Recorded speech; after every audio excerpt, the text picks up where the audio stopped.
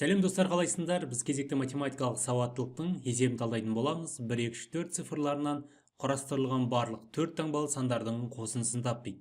Бірақ қайталанбайтын деп тұр екен, мысалға біз бұлар жазып шығатын болсақ, 1234, дәл солай 1243, 1000 мысалға 342 деген сияқты сандар жазуымыз керек. Оқушылар, бұл жерде сандарды жазып отыру біріншіден қиын, екіншіден қанша сан бар екендігін анықтауымыз керек, және олардың және де қосындысын табуымыз керек екен. Және де бұл есепті біз шығарудың оңай және де әрі нақты бір лайфхакын ұсынайық. Яғни ол үшін формуланы жазып қойайық. Бірінші цифрлар қосындысы деп қойайық. Цифрлар қосындысы. Так, көбейтеміз бірліктер саны, және де көбейтеміз n-1-дің факториалы деген сөзіне. Яғни бұл жердегі цифрлардың қосындысы дегеніміз қандай цифрлар беріліп тұр, соларды қосамыз. Нақтырақ айтсақ, 1 қосылған 2 қосылған 3 қосылған 4.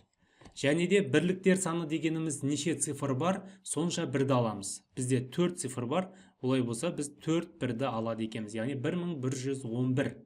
Көбейтеміз n-нің орнына неше сан бар? 4 сан бар.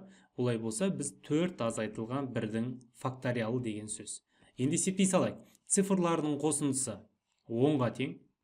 Көбейтеміз 1111. Көбейтеміз 4 азайтылған 1, бұл 3 факториал.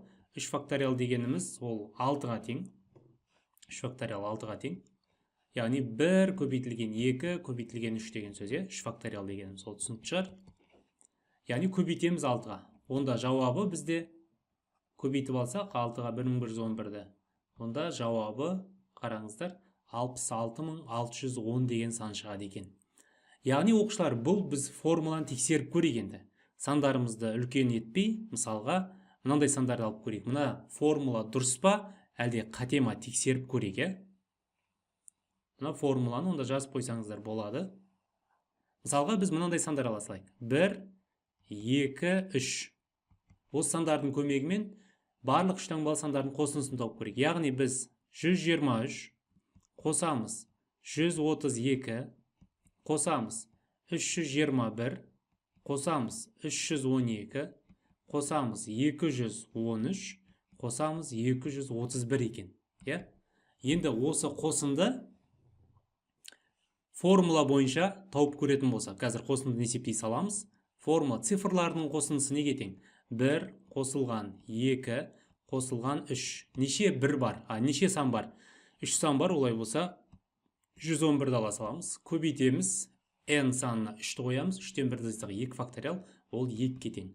Ал мына жердің қосындысы неге тең болып тұр? 6 көбейтілген. Так, мына жерде 6 көбейтеміз 111 көбейтеміз 2. Так, мына жерден бізде шығады 666 көбейтілген 2. Яғни көбейтіндісі бізде тең болу керек 1332.